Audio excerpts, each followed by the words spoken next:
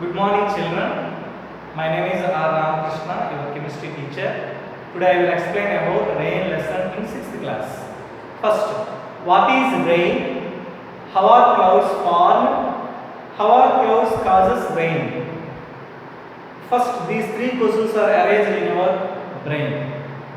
So, before the explanation of rain, first I will explain about forms of water, because rain is nothing but water particles fall down from clouds or from sky. We expected that answer for rain definition. But rain is a natural phenomenon like sunlight and air. Right? So, first, what is water? We know that water formula is H2O. Water present in three different forms. First one solid, second one liquid, third one is gas. Solid form example ice. Liquid form example drinking water. Gaseous form example water vapor. Water vapor means in winter season we observe some drizzle. It is gaseous form of water. Now, how these forms are interconnected to one another? Solid is converted to liquid due to the supply of heat. Liquid is also converted to gas due to the supply of heat. Now, the reverse process is cooling process. Gas is converted to liquid is cooling process. Liquid is converted to solid is also cooling process. But this is a general explanation of solid form is converted to liquid, liquid form is converted to gas. But in chemical explanation, solid is converted to liquid means that is melting process.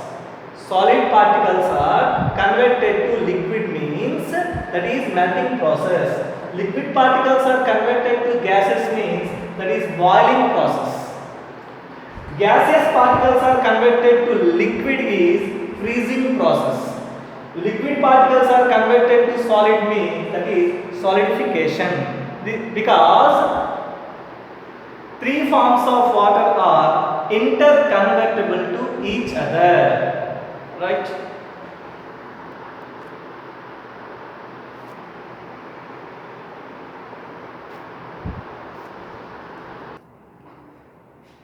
Now, any solid form is converted to liquid is called melting process. Any liquid form is converted to vapor form is called boiling process. The reverse one means gaseous particles are converted to liquid form is called freezing process. Liquid particles are converted to solid is called solidification process. So, this is not only for water, for all type of particles present in the earth or in universe. Example, iron rod is converted to liquid, that process is called melting. But for water, the two different processes are present. The two processes are termed as evaporation and condensation. Evaporation and condensation. First, what is evaporation? Evaporation means the process of water changing into water vapor. Water is changing into water vapor is called evaporation. The reverse one is called condensation. Water vapor is converted into water is called condensation. Now, examples for evaporation and condensation. Evaporation example is after cleaning our clothes, we are using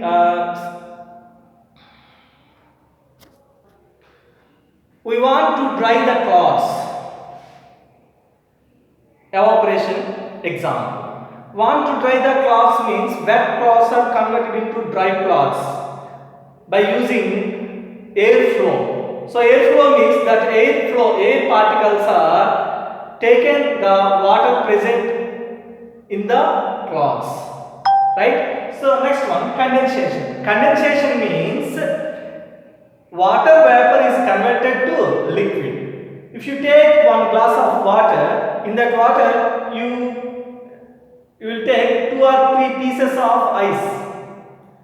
What we will observe there? We observe some water droplets on the outer surface of the glass, because water temperature very higher than ice temperature, because ice maintain a low temperature, but water present in the glass maintains high temperature than ice particles. So when you add 2 or 3 drops of ice pieces into that water, that ice absorb the heat. Ice absorb the heat of water particles, and that water particles or liquid particles are also slow down the temperature. That's why we observe some water droplets. Water droplets means water particles present in the air. Those particles are also cooled and converted to liquid form. This is example for condensation. So these two processes are involved for the formation of clouds. Those clouds are causes rains. This is a cyclic process. This is a cyclic process. Before the explanation that one, first, what is evaporation? Evaporation means the process of water changing into water vapor is called evaporation. What is condensation? The process of conversion of water vapor into water is called condensation.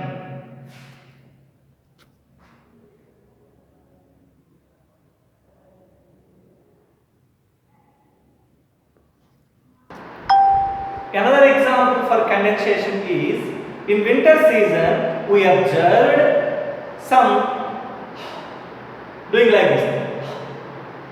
Some tiny water droplets present after doing this type of like that.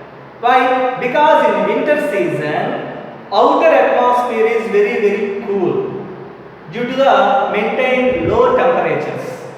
But inside our mouth, the air present in our mouth, air particles are hotter than outer atmosphere, and the air particles contains some water particles, right? So those water particles are comes outside, those affected by outer atmosphere. Outer atmosphere is very hot, so these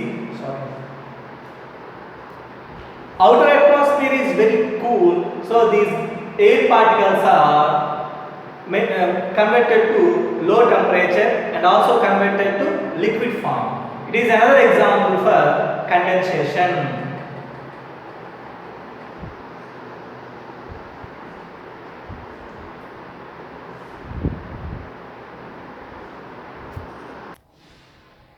Now, how are clouds are formed? The clouds are formed from water present in the lakes, ponds, etc., oceans. That water is evaporated. Water is evaporated due to the absorption of heat from sunlight. So, after absorption, these water particles are converted to water vapor. These water vapor particles moving from one place to another place due to the direction of wind, and at reach to the low temperatures, these water vapors or water particles present in the gaseous state come to the close each other. Those particles are close to each other means one smaller droplet and one other smaller droplet come to close to each other. Those combine together and form bigger particles that are called clouds. Exactly at the perfect conditions, that water particles from the clouds fall down to the earth, because they at the very cool atmosphere present, and more number of water particles present at the same position. And one more important point, hailstones. We observed very big water droplets. Those are called hailstones due to the more number of water particles come to close to each other and also maintain very low temperatures on the sky. That is the reason to water rain particles are converted to hailstones. So simply rain means water particles present in the cloud fall down to the earth in the form of water is called rain. Now, what type of rain seasons in our state? Actually, in our state, two types of rainy seasons are present. First one, June to September month. June to September month. In that month, the wind moving towards western direction. Western direction. So this type of this month, this duration is called southwest monsoon. From June to September rainy season is called southwest monsoon. Right. And another season is also there, that is November, December. Here the wind direction towards northeast direction. So this one is called northeast monsoon. Northeast monsoon. These only two types of rainy seasons present in our state. But we consider only one season, rainy season. But that one season is again divided into two parts. One is southwest monsoon, another one is northeast monsoon. These monsoons are due to the direction of wind. Right? Now the last topic is water cycle. What is water cycle? Water cycle means water present in the ponds, lakes, oceans convert to the water vapor. That water vapor is condensed or convert to the clouds, and that water vapor is come to the earth. Again, condensation process.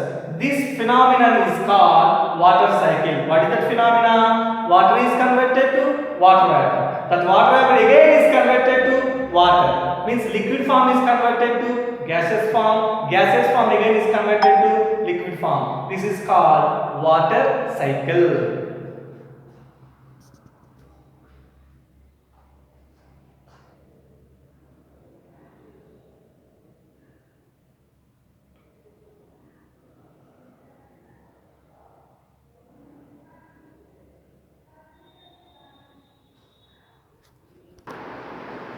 Now, what is boiling process? Boiling process means if you take some water in a glass or any pond, if you take some water into the glass and boil that water, first initially these water particles only absorb this heat. And after absorption of heat, that heat energy is converted to kinetic energy.